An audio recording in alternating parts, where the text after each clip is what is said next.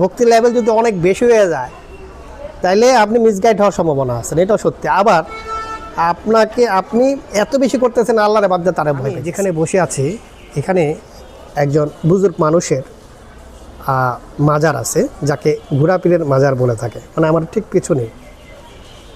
তো এটা কবে হয়েছে সেটা নিয়ে গবেষণারা যারা করতে চায় তারা গবেষণা করবে, কিন্তু সারা বাংলাদেশে এরকম প্রচুর মাজার আছে যাদেরকে মানুষ শ্রদ্ধা করে, ভক্তি করে।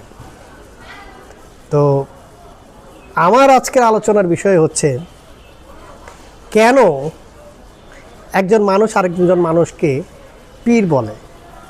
সে জীবিত অবস্থায় অনেক পীর আছে, সমাজে পাওয়া যায় যে তাকে পীর বলা হয়।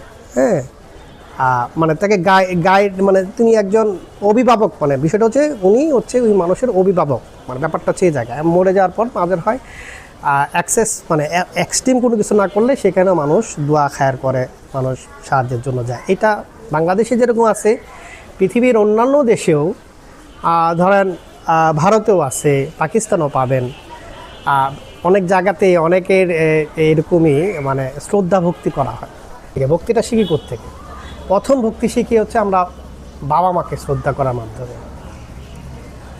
তারপরে আসে হচ্ছে সামাজিক ধর্মীয় আচার ব্যবহার শিখায় আমাকে ভক্তি করতে, শ্রদ্ধা করতে, সম্মান করতে।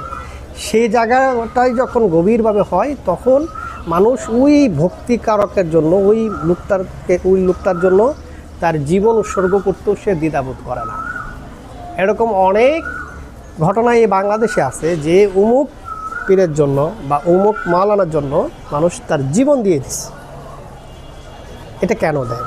আবার নবীর জন্য অনেক জীবন দিচ্ছে, তাই না? তার মানে এইটাই হচ্ছে মূল বিষয়। সেটা হচ্ছে মানুষ ওই মানুষের কাছ থেকে, ওই লোকটার কাছ থেকে এমন কোনো কিছু জিনিস দেখে বা এমন কোনো কিছু শুনে বা এমন অনুভূতি তৈরি হয় যে সে তাকেও বিলাই দিতে প্রস্তুত হয়ে যায়। এটা কিন্তু অফিসের বসের ক্ষেত্রে হবে না। অফিসের বসকে সে অফিসের জন্য ওইটা সে গিভ অ্যান্ড টেক বিষয়টা, কিন্তু এই ভক্তির মাধ্যমেই একটা সভ্যতা গড়ে ওঠে। আর যখনই আপনি এই ভক্তির ছন্দপতন ঘটবে, এই জায়গাগুলো বিনষ্ট করবে, তখন আসলে সমাজই নষ্ট হয়ে যাবে। কে মন্দ, কে ভালো, কে সঠিক, কোনটা ঠিক, এগুলো ভাই অনেক হিস্টোরিক্যাল ব্যাপার। কিন্তু আপনি যদি সবগুলো যান এই মাজারগুলোতে, বা আমি শুধু